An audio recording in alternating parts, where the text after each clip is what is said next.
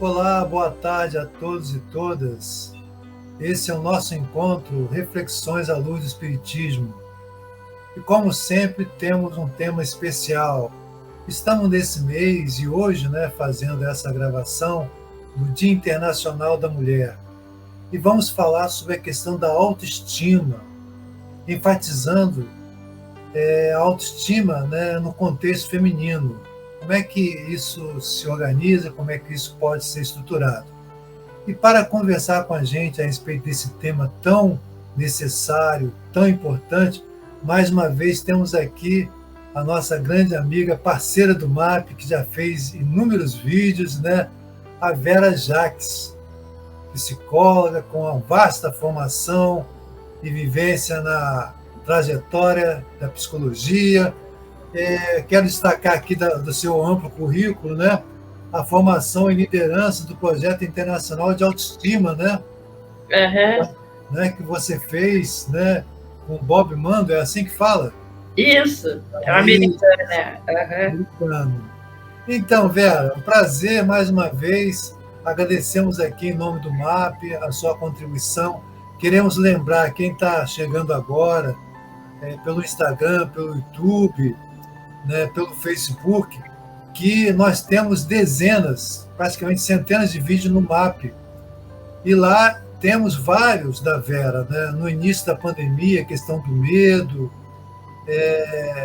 muitos temas interessantes que nós abordamos e que naquela época teve uma contribuição fantástica, 3.000, 4.000 visualizações, então chegou para muita gente naquele momento que todos nós estávamos precisando. E agora, graças a Deus, estamos entrando assim numa outra fase, Uma fase assim que, segundo os cientistas, estamos de fato nos encaminhando para o fim da pandemia. Mas requer ainda cuidado, Como os profissionais estão colocando, embora a liberação da máscara, vem a recomendação dos cuidados que todos temos que ter ainda nas relações mais próximas aí. E Vera, então, nós vamos falar hoje sobre a questão da autoestima, mas antes eu queria que você falasse um pouquinho de como começou a história aí do Dia Internacional da Mulher. Você pode dar uma palhinha para a gente, antes que a gente entre no tema? Sim, primeiramente eu quero agradecer estar aqui, por essa oportunidade de poder contribuir, falando sobre o Dia Internacional das Mulheres. Desde 1911, que as mulheres iam às ruas reivindicando melhores condições de trabalho e contra a Primeira Guerra Mundial. Em 1917, no dia 8 de março, elas realmente foram às ruas e foram muitas presas e sempre reivindicaram pelas suas condições de igualdade, direito de trabalho, em relação aos homens. E, em 1975, a ONU instituiu o Dia Internacional da Mulher no dia 8 de março. Então, sempre comemoramos o Dia Internacional da Mulher, E que a gente vê que, desde aquela época, essas mulheres que lutaram, elas tinham uma boa autoestima. Isso porque elas não se fizeram de vítimas. Elas resolveram lutar, elas viram que elas tinham condições e elas queriam se valorizar e queriam mostrar que elas eram pessoas tão iguais quanto os homens. Porque a autoestima, para mim, é o alicerce da nossa personalidade. Porque ela contém elementos conscientes e elementos inconscientes. A autoaceitação, eu acho que é o útero da autoestima. Eu tenho que me autoaceitar. Acontece que eu não consigo me olhar no espelho. Ou melhor, eu não consigo me ver se não for pelo espelho. Eu vejo todo mundo menos a mim. Então, sem querer, esse olhar, quando eu olho no espelho, reflete o olhar dos outros. Reflete o que os pais disseram que eu sou. Reflete se eu fui desejada ou não. Reflete como foi a minha gravidez, como foi meu parto. Reflete as feridas que eu tive ao correr da minha vida. Se eu fui rejeitada, se eu fui abandonada, se eu fui violentada, se eu fui reconhecida como uma pessoa. Tudo tudo isso influi na nossa autoestima. Então, se eu não me aceito como eu sou, se eu não consigo me valorizar e dizer sim para mim mesmo, e me faço de vítima, porque aí é interessante, tem dois polos, né? Se eu não me aceito, eu me viro vítima, e quando eu sou vítima, eu não consigo fazer nada, eu fico paralisada, eu fico esperando que o outro faça por mim. E tem um outro polo que a gente também tem que tomar cuidado, que eu só cuido dos outros. Sim. E aí também acaba me tornando vítima, porque eu acho que eu estou sendo explorada, eu não cuido de mim. Perfeito. Eu não tenho tempo para cuidar de mim, porque eu só posso cuidar do outro se eu estiver bem comigo. Se eu estiver mal, eu não vou conseguir. Perfeito. Muito interessante. Se o médico estiver passando mal, ele não vai conseguir te atender. Ele está doente, ele precisa de cuidados. Porque nesse projeto de autoestima são vários pontos, né? Porque é uma miscelânea. Agora, para fins didáticos, a gente divide entre autoaceitação, autoimagem, humildade, liberdade, o espaço sagrado que eu tenho que ter. E a gente vai estudando cada fase. Cada jornada. São as 10 jornadas da autoestima. Então, tem a parte que a autoaceitação, e tem a parte da tolerância, que quanto mais eu me aceito, mais eu tolero os outros. Então, Vera, assim, quando você fala da questão, como fazer, né? E aí, nesse conceito que você já está falando do autoconhecimento, né? Existe diferença aí quando a gente fala de autoestima para autoconfiança? Qual a diferença? Existe ou é a mesma coisa? Quando eu tenho desculpa te interromper. A autoconfiança faz parte da autoestima. Sim. Mas você, por exemplo, você pode ter muita autoconfiança no seu trabalho espiritual que você faz, no mapping, mas a tua autoestima emocional ser péssima. Isso acontece muito com executivos. Né, que acabam, eles são... Existe eu acho que é uma tese, que é na rua e no lar. Altos executivos, eles são ótimos no seu trabalho, mas em casa eles são mais pestes. Nossa! Porque eles precisam exercer o poder. E quando você precisa exercer o poder, você pode olhar e dizer, essa pessoa não tem uma boa autoestima, porque precisa humilhar o outro, não tem humildade para ver que é tão igual quanto o outro. É diferente. Eu sou diferente de você. Nós somos pessoas totalmente diferentes, com qualidades e defeitos diferentes, mas somos iguais. É interessante você estar falando, e a gente vai fazendo um link, né, com o que a doutrina espírita nos traz.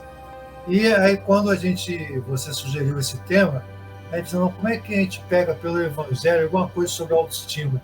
E aí a gente lembrou, né, da fala de Jesus, que está em João, né, João Evangelista, no Novo Testamento, vós sois deuses, né? E tem um companheiro da Federação Espírita do Paraná, em que ele coloca que Jesus já trouxe esse caminho, o nome dele é Cleiton Reis, já trouxe esse caminho do autoconhecimento, esse caminho, né? Para que a gente possa ter esse desafio de conhecer nós mesmos, nos libertarmos das algemas que nos prende ao dogma, ao preconceito, à ignorância. E eu acho que é possível fazer esse link com a autoestima. Por exemplo, assim, quando a gente pensa assim, vós sois deuses, mesmo sem a gente mergulhar no entendimento, parece que já passa para a gente, olha, você é luz, né? Brilha a vossa luz. E aí você falou assim, que a pessoa pode escolher o caminho da vítima, né, ou o sentido oposto, né, do algoz, né? Agora, como se fazer isso? Porque muitas vezes as nossas reflexões, não, você deve, e a pessoa diz, não sabe como fazer. E é nesse ponto que o projeto ajuda a encontrar o caminho de como fazer a autoestima. Sim, porque você acaba vendo os elementos inconscientes, as tuas crenças limitantes que te impedem de continuar. Você torna consciente o inconsciente, aí dá oportunidade para a pessoa mudar. Crenças limitantes. Fala um pouquinho mais, o que são crenças limitantes? Eu não vou conseguir, eu não posso, sou burra, porque já fui rotulada. mulher está velha, eu estou velha para fazer isso. São várias crenças, eu não vou conseguir fazer. E isso pode estar assim. Claro, se eu falo que eu não vou conseguir, eu não consigo mesmo. Sim, sim. Aí você falou assim, isso pode começar lá na infância, né, na nossa história de vida, do que a gente consegue assimilar da escola, do contexto social da família, né? E, então, a importância de ter cuidado em relação com as crianças, né? Então, são dois universos. Aqueles que estão agora cuidando das crianças, dando atenção para isso, né? E aqueles que já estão na vida adulta, mas que essa autoestima ainda ela é muito precária. E aí, essa autoestima, ela sendo precária, ela sendo bem mínima, né? Você acha que, no caso, é uma das razões do que se permite aos relacionamentos abusivos? Você acha que tem algum link nisso aí? Certamente. Você pegou um link, eu acho o seguinte, eu pensei numa frase, né, que tem no Evangelho, amai ao outro como a si mesmo. Sim. Mas se eu não me amo, eu não vou amar o outro. Ah, verdade, muito interessante. Foi o Christian Dunker, um psicanalista, eu fiz um curso com ele, e eu achei isso, que ele tocou nisso, sabe? Acendeu uma luz. Que a gente não pensa nisso. A gente acha que se for bonzinho, se frequentar um centro, se frequentar uma igreja, seja lá o que for, que a gente é bom, mas nós não somos. Eu acho que o relacionamento abusivo pega uma vítima, a mulher vítima, pode ser homem também, né? Porque a mulher também, às vezes, abusa do homem, se ele se sente vítima. Mas eu acho que predomina muito mais a questão da relação abusiva em relação à mulher, não, Vera? Claro, porque nós vivemos num patriarcado ainda. O mundo ainda é dos homens. Então, de alguma maneira, o homem, quando tem baixa autoestima, ele se torna violento, ele precisa se empoderar, vamos dizer. Eu não gosto muito dessa palavra, não. Mas ele precisa mostrar que tem poder. Então, ele quer mandar em quem? Na mulher. A mulher tem que obedecer a ele. E aí, se ela não obedece, se ela quer ser independente, livre, e aí a gente lembra lá das mulheres lutando pelos seus direitos, eles não querem isso. Eles querem que a mulher fique ali submissa a eles. Que obedeça. Porque aí eles têm um controle, eles têm medo. Aí nós vamos tocar na autoestima. A gente não sabe, nós estamos falando de um homem hipotético. Ele pode ter medo de ser abandonado, ele pode ter medo de ser rejeitado. Toca na infância dele, toca na história dele que a gente não conhece. Mas ele precisa mostrar que tem poder. Toda pessoa, Bira, que precisa ter poder e se sente superior a outro, ela não tem boa autoestima, porque não tem humildade. É uma das jornadas da autoestima. Interessante. Né? Porque se eu tenho humildade, eu sei que o outro é tão bom quanto eu, o meu porteiro é tão bom quanto eu. Nós somos pessoas diferentes, tivemos oportunidades diferentes. Mas eu não sou melhor do que ele, porque sou uma psicóloga e ele é um simples porteiro. Importante essa observação, né? Muito importante. Sabe? Então, você olha para a pessoa, você vê logo. Eu tive um ex-cliente que ele falava assim, eu sempre observei meus colegas como tratavam o pessoal do cafezinho, da limpeza, que eu sabia que a hora que ele fosse ser chefe, eu estaria em maus lençóis, porque ele iria se tornar um déspota. Você está entendendo como é que as coisas funcionam? Interessante. Por isso que é complicado, a gente tem que tratar todo mundo para ter boa autoestima. O Bob Mandic falava, né, que uma pessoa adquirindo autoestima no planeta já melhora, porque ele fazia vários encontros no mundo inteiro. Perfeito. Então, Vera, dando uma pausazinha para quem está chegando agora pelo Instagram, pelo YouTube, pelo Facebook, nós estamos aqui no nosso encontro, né, Reflexões à Luz do Espiritismo, conversando sobre a questão da autoestima. E nesse mês, né, que é lembrado o Dia Internacional da Mulher, o mês, né, da mulher, nós estamos aqui destacando um pouco desse universo feminino. E no projeto que a doutora Vera já desenvolve há muitos anos, né, a respeito de como, né, se estrutura, como pode se organizar a questão da autoestima, o que fazer, e dando algumas pistas, né, em que muitas vezes a gente confunde, né, o bem servir com ser servil, né, ser submisso, né, e você pode deixar o seu comentário, a sua contribuição, para que a gente possa estar aqui interagindo. Vera, e nesse contexto ainda, em que você fala do teu projeto, você falou vários aspectos aí, e você falou também do lugar do sagrado. O que é isso? Como é que é esse lugar do sagrado em relação à autoestima? É porque normalmente a gente não presta atenção que nós precisamos ter no nosso ambiente ou fora um lugar sagrado para a gente meditar, para a gente estudar, e que ninguém entre. Eu tive uma ex-cliente que ela falou que o lugar sagrado dela era uma cadeira. Na cadeira ninguém podia sentar, só os cachorros. Ali que ela estudava, ali que ela lia, ali que ela meditava. Então, eu vou dar um exemplo. O porco-espinho,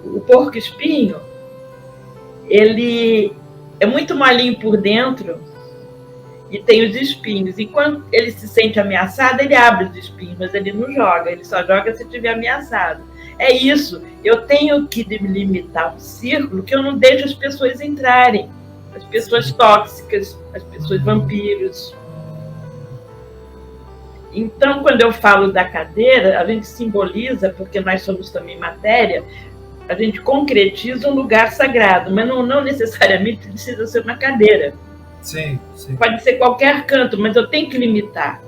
Um exercício que todo mundo pode fazer, eu vou dar agora aqui, fazer um círculo, colocar o que você quer que fique dentro desse círculo, o que você não quer que fique, então você põe para fora, e na linha delimitante o que pode e não pode entrar, quando você quiser, quando der permissão. Interessante, interessante. Porque se a gente não delimita esse espaço, as pessoas nos invadem. E a gente se deixa ser invadida também.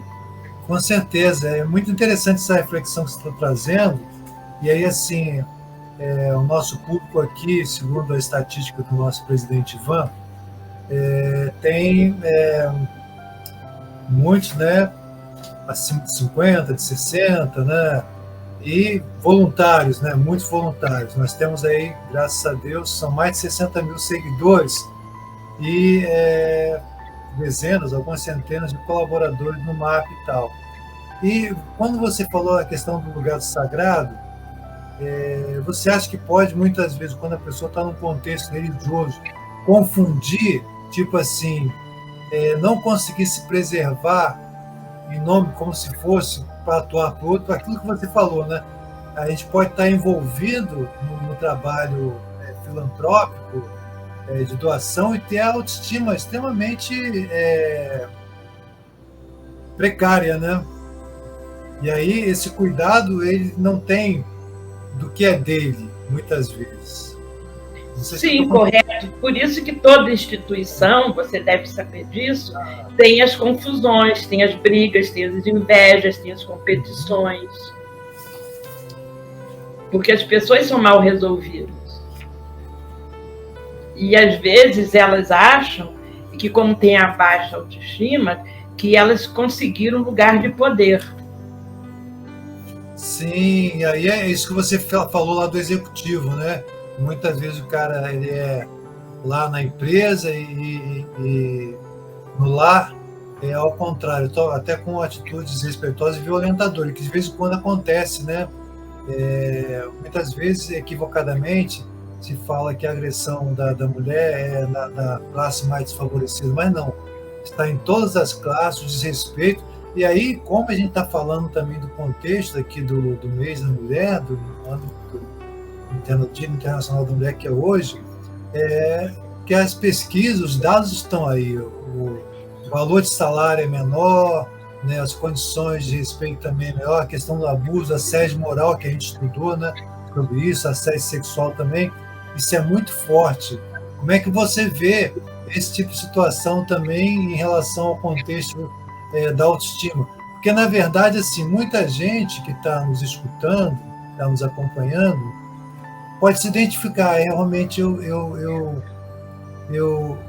até lembrando agora uma lei, né, da constelação, a lei do equilíbrio, a questão da balança, né? Isso em qualquer relacionamento, né, casal, amizade, trabalho, tem que ter um equilíbrio.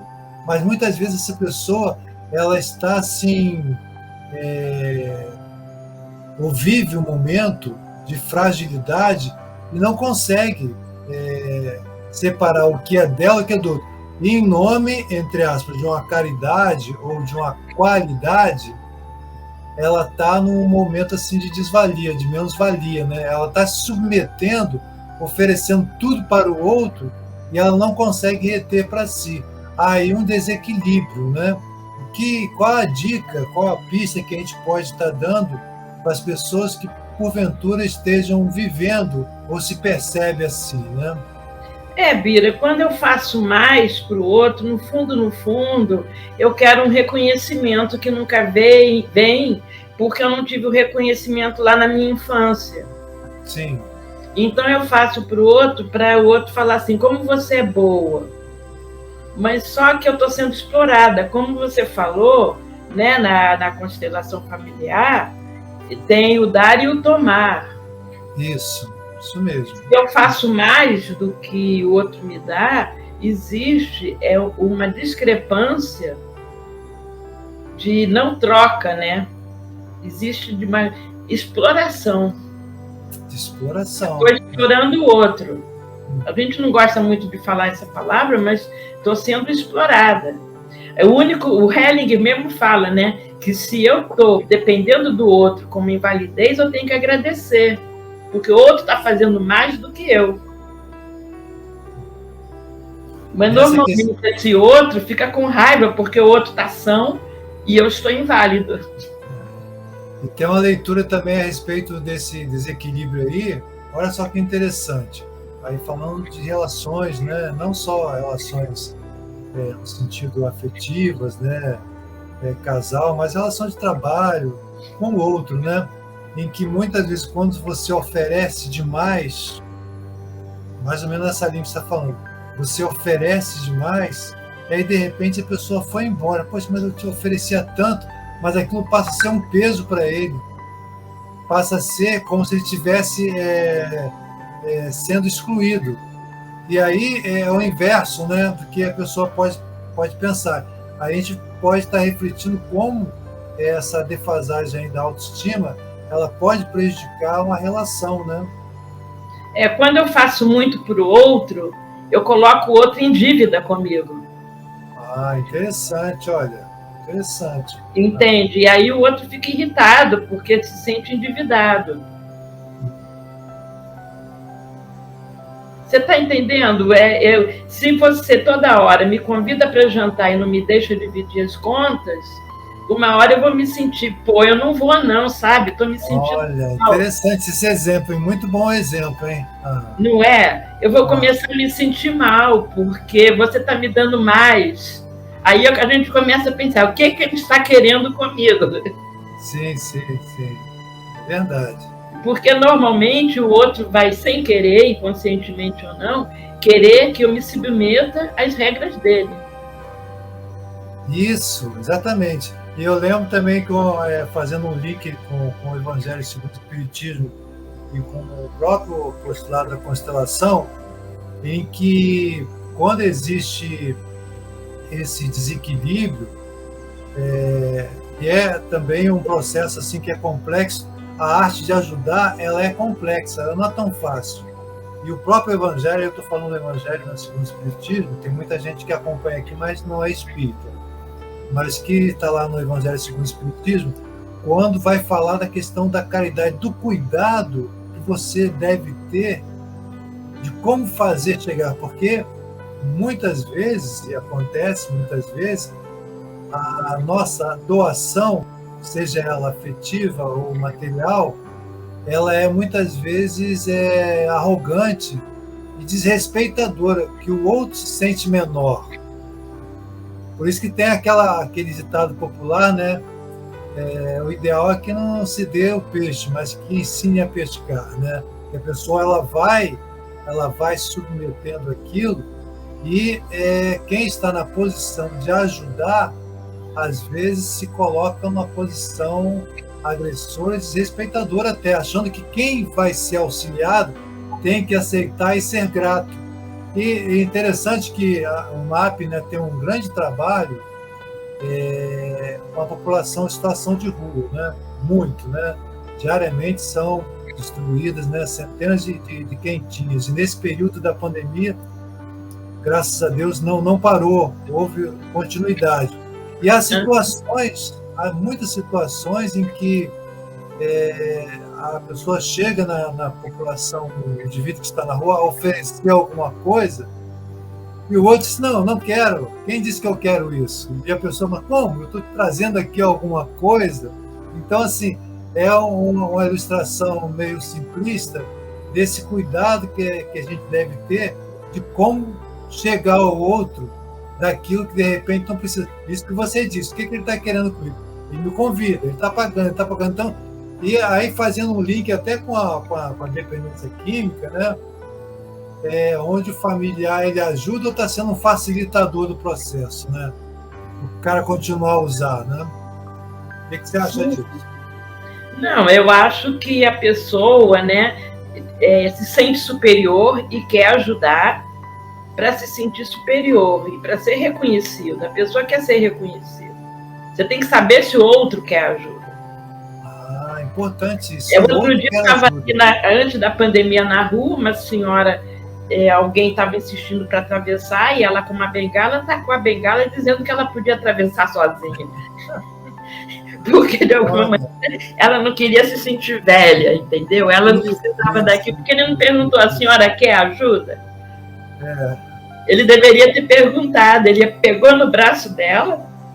Importante isso, quer ajuda. Então você não pode pegar no braço do outro, você não pode abrir a boca de alguém e tacar conhecimento. Não adianta, tem que saber se o outro quer ajuda. Isso. Tanto é que na terapia, nós como psicólogos, quem não quer ser ajudado, a gente não consegue ajudar. Isso, perfeito. Então você tem que saber, será que aquela pessoa quer ser ajudada? Com certeza. Aí é que vem a humildade da jornada. Eu tenho que ser humilde para saber que eu não sou melhor que o outro. Não é porque eu estou oferecendo uma quentinha que eu sou melhor que o outro. Olha só, muito, muito boa essa ilustração, muito boa. Porque está nós estamos tão, aí usa a expressão dos emaranhamentos, né? Emaranhados, né? Que existe a fala da constelação, que isso fica meio confuso, a gente não percebe isso, né? Como se o fato de você estar oferecendo uma quentinha, uma ajuda, a gente é melhor do que o outro. Pelo contrário, né? O próprio Evangelho vai colocar o seguinte, a arte de você conseguir entender e perceber e atuar, de que maneira? Eu te agradeço pela oportunidade que você está me dando de chegar até você. Espero que eu possa aprender esse contato. E não ao contrário de você já se achar que você é melhor que o outro. E Vera, nosso tempo aqui, já está no finalzinho, dia 29 minutos. Foi rápido, né? Muita coisa, né? E aí eu estou... tema que expande, porque faz parte de todas as personalidades que são construídas, né? De todos nós. A gente está sempre construindo e revendo isso tudo, porque a autoestima não é uma coisa sólida, ela muda. Se eu fico desempregado ou desempregada, minha autoestima vai. É um processo permanente, então, de construção, é isso? É um processo permanente de eu estar me trabalhando. Se eu sou abandonado por alguém, minha autoestima cai. E aí eu tenho que rever o que está acontecendo. Agora, Vera, falando do teu projeto, você falou algumas questões aqui do sagrado, né, de crenças limitantes, né? Mas chega um momento em que é difícil a pessoa conseguir sozinha. Por exemplo, assim, ela está voltando a falar aqui, que é a temática, né, infelizmente, que ainda é preciso falar muito dos relacionamentos abusivos, né, violência, né, doméstica em relação às mulheres, né? Quando ela não está conseguindo, ela não consegue por questões diversas, né? Está extremamente fragilizada. Eu lembro de uma situação que eu acompanhei que a pessoa não conseguia, e aí vem como se fosse uma terceira força. A terceira força pode ser um processo terapêutico, pode ser, por exemplo, como o Marco faz, nós fazemos o atendimento fraterno, quando a pessoa tem uma escuta, um acolhimento. Qual o momento que existe um sinalizador assim, olha, sozinho não estou conseguindo, como eu posso buscar ajuda? A pessoa tem que estar consciente, querer essa ajuda, querer sair, querer se modificar, querer se transformar. Porque às vezes as pessoas gostam, inconscientemente, gostam de ficar naquele lugar. É o ganho secundário. É um ganho secundário, é uma questão inconsciente. Não que a pessoa ela está conscientemente desejosa daquilo, mas é um ganho secundário. O ganho secundário que ela tem medo de sair daquela situação. Essa situação ela já conhece, a outra ela não sabe como é que vai ser. Se não acontecer um fato detonador que obrigue ela a ir, raramente ela se acomoda, porque aquilo ela já conhece. Então, ela tem que querer. Agora, aí eu estou provocando, doutora Vera, a questão do desejo, da vontade, onde a pessoa, assim, ela está tão desintegrada emocionalmente, onde está o desejo, onde está essa força dela que ela não encontra? Como é que isso, que pulsa? Se ela não se movimentar, não consegue sair? É isso que você está falando? Não, ela não consegue sair, porque, como eu falei no início, tem as feridas dela, tem as dores dela, medo de abandono, rejeição, ela não confia nela, ela não se valoriza, ela acha que não pode. Que esse projeto todo é baseado no sim, eu posso, sim, eu sou o número 1 da minha vida. Olha que legal. Que você é o número 2, você é o número 1 da sua, eu sou o número 1 da minha. Mas a pessoa se coloca como se fosse inferior, como se fosse vítima. E eu já falei no início, quando você se torna vítima, você não consegue sair da situação. Porque você quer piedade, você quer condolências, você não quer sair daquilo. Bira, é muito complicado, o ser humano é muito complicado. Mas essa expressão que você colocou, Vera, assim, eu acho que é um caminho que transmite para as pessoas que encontram, né, nesse processo, todos nós, essa expressão, né? Sim, eu posso. Fala um pouquinho mais. Nós estamos aqui agora, faltando 5 minutinhos para a gente terminar. Se você explorar um pouquinho mais desse sim, eu posso. O que significa? Olha, sim, eu posso, sim, eu posso, eu tenho condições, eu me valorizo, eu me respeito. Eu sou única no mundo, não existe outra Vera. Na hidroginástica, às vezes, somos 4 Veras, mas nós somos totalmente diferentes. Cada uma é uma Vera. Eu sou importante. Como você falou no início, nós somos deuses. Eu tenho no meu site www.verajaques.com.br www.verajaques.com.br um e-book sobre autoestima em PDF, que as pessoas podem baixar gratuitamente. Ah, que legal. Eu vou pedir aqui que depois, Celso, se possível, colocar esse endereço. Pode falar novamente, Vera? É www, meu nome, verajaques.com.br. Tá ok. Eu vou colocar aqui no grupo das pessoas que estão interagindo com a gente, quem desejar buscar lá maiores informações, né, a respeito disso. E tem as 10 jornadas que dão uma visão geral do que é a autoestima. E lá, por exemplo, quem tiver interessado, que tem gente perguntando aqui, como é que eu posso participar? Se ele entrar lá no site, ele vai ter esse caminho, né, de como encontrar. Tem um e-mail, tem o contato do e-mail que manda para mim. Ah, legal, então. Que bom. Então, Vera, nós estamos chegando aqui ao finalzinho, passa muito rápido, são 35 minutos. O que mais que você poderia falar em relação a essa temática, lembrando no mês de reconhecimento do Dia Internacional da Mulher, o que você gostaria de enfatizar, a tua mensagem aí, de toda a sua trajetória, do que você produz, do que você tem compartilhado, né, e acolhido muitas pessoas que te buscam, uma mensagem, uma fala assim, mais especial para o universo feminino, que talvez aqui a grande parte que esteja nos ouvindo aqui é o universo feminino. Eu acho que nós mulheres, nós participamos muito ativamente, atualmente, né, da sociedade, e houve uma modificação muito grande na educação e na maneira de se viver, né? Minha avó não saía de casa sozinha, era feio. Então, nós mulheres conquistamos vários setores e agora, graças a Deus, estamos voltando à época. Sempre tem uma coisa ruim e uma boa, né? Minhas avós não pintavam o cabelo e nós estamos voltando a não pintar os cabelos.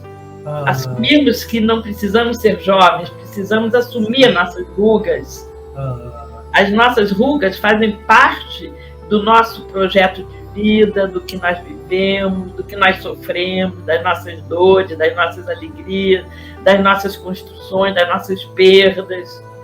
E aconselho as mulheres a procurarem outras mulheres e fazerem um grupo, porque nós mulheres nos apoiamos muito. Bacana. E está comprovado que quando as mulheres tomam um chá, um chopp, um café, seja lá o que for, a vida delas, a vitalidade aumenta. Eu acho muito interessante isso, o núcleo de amizade, que nós fazemos uma rede e acabarmos um pouco com essa rivalidade que às vezes as mulheres têm entre elas. Eu sou mais bonita, eu sou mais inteligente, eu sou mais isso. Eu acho que você deu outra dica importante, né? O Celso botou seu endereço aí. Eu vi, obrigada. Dos grupos, né? Da questão dos grupos, por exemplo, assim, se sozinha ela não consegue identificar um grupo, né? E existe uma enormidade de grupos, né? Seja na comunidade, né? Seja grupos terapêuticos, grupos que, por exemplo, né, trabalho que as universidades também oferecem, oficinas, né? Porque ela ali vai encontrando força, ela vai encontrando discernimento de como ela pode ir se empoderando, né? Se organizando, se reestruturando para que ela possa, então, conseguir avançar, né? Conseguir crescer e, naturalmente, a partir do respeito que ela vai conquistando por ela mesma, primeiro por ela mesma, né? Como se falou do auto-amor, do autoconhecimento, e vai naturalmente se refletindo no respeito que o outro vai ter diante dela, né? Enquanto ser social, mulher cidadã, trabalhadora, mãe, esposa, companheira, tendo esse respeito e essa dignidade que é necessária a todos e a todas, né? Claro, e principalmente ela vai ver que todos nós temos nossos problemas, né? Que não é, que cada um acha que só ela tem aquele problema, mas muitas de nós temos os mesmos problemas. E aí se divide e achamos uma solução. No grupo se divide e soma. Não, se tem um problema, vai ter a solução. A solução vem antes do problema. Isso aí. Se divide para somar, né? Sim. Então, Vera, agora nós estamos realmente no finalzinho. Queria que você, então, deixasse um até logo aí, agradecendo mais uma vez e colocando para que quem esteja aqui agora nos vendo possa compartilhar esse vídeo para muitas pessoas que, com certeza, vai contribuir a agregar a informação do que a gente conversou aqui. Eu agradeço a todos, agradeço a você, Vira, né, pelo contato, agradeço ao MAP a sua oportunidade E vamos conquistar nossa autoestima. Sim, eu posso. Todo mundo fala, sim, eu posso. Sim, eu sou o número 1 da minha vida. E agora encerramos. É isso aí. Então, sim, eu posso. Eu sou o número 1. E entre lá no endereço que o Celso já botou aqui, para quem desejar conhecer mais a respeito do trabalho que é feito. Olha, verajaques.com.br.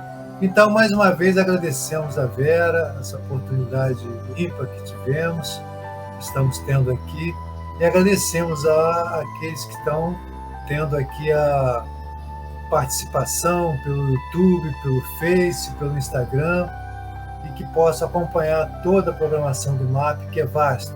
Entre, participe, e até o nosso próximo encontro, Reflexões à Luz do Espiritismo.